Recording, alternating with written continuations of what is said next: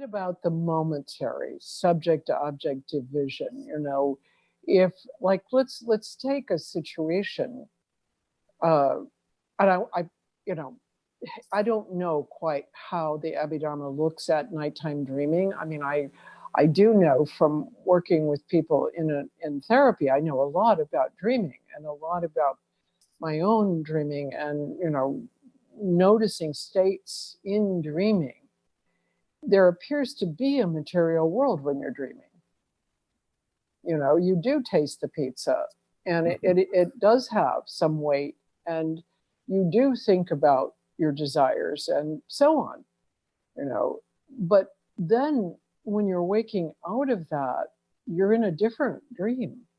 You're in this thing that we say is the conventional world, where we do have a body and it doesn't fly around or go through the walls like it does in the dreams.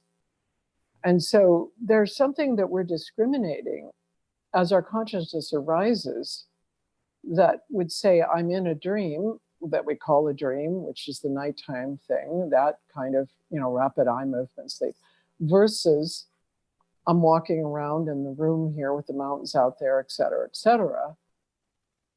And it does have to do, I believe, like Freud thought, that it has to do with the body. That that's what he more or less said, the ego is the body. And, it's an ego body, or it's a body ego, or whatever. Mm-hmm. And there's something about that sort of prescribes the sense of subject to object, because it's a different one in dreaming life. You can go through a wall, in waking life you can't. So, what's the deal from the Abhidharma point of view? It's really hard. Yeah. I think it allows for the fact of human construction of that line. That is like what we do. We have enough awareness to kind of realize that we're drawing a fake line, but we don't have enough to stop drawing it. Mm-hmm. That's a good way to put it. Yeah. I keep thinking of my absolute coolest ever dream experience was, it was semi-lucid, and I thought to myself, who's that guy? Evan Thompson. He wrote Waking Dreaming. The biology of the mind or whatever.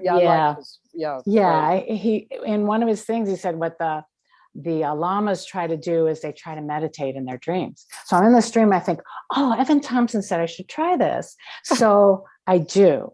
And I have a split second. It's hard to get unfloaty and get down on the ground. And there are roots under me and stuff. Anyway, but I have a split second of like, oh my God, this is the same as Zazen awake.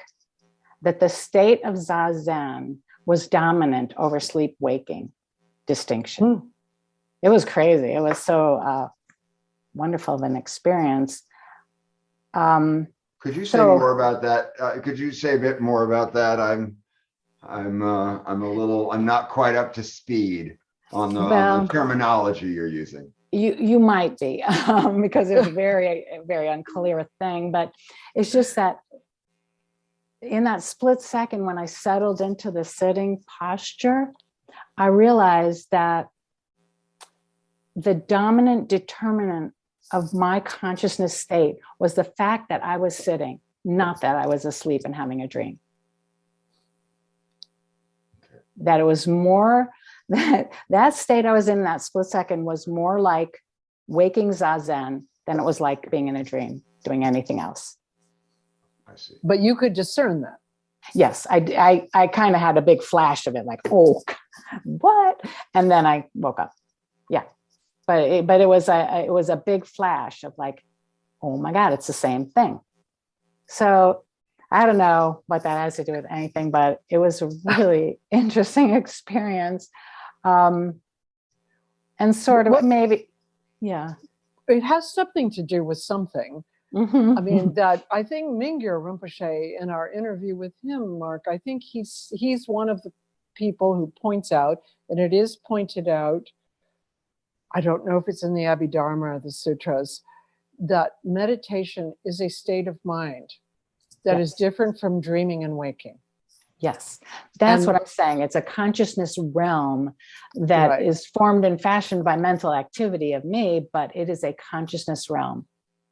And it was the dominant truth of that experience. Yeah, that helps. And you can meditate. I mean, you can meditate in your dreaming, but then you can also apparently, if you're a master in a human body, if you're a certain kind of master, you can leave the body and it hibernates while you leave.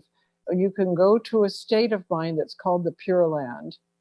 And then you can meditate in the Pure Land, which will allow you to go to another state of mind that is in a higher realm.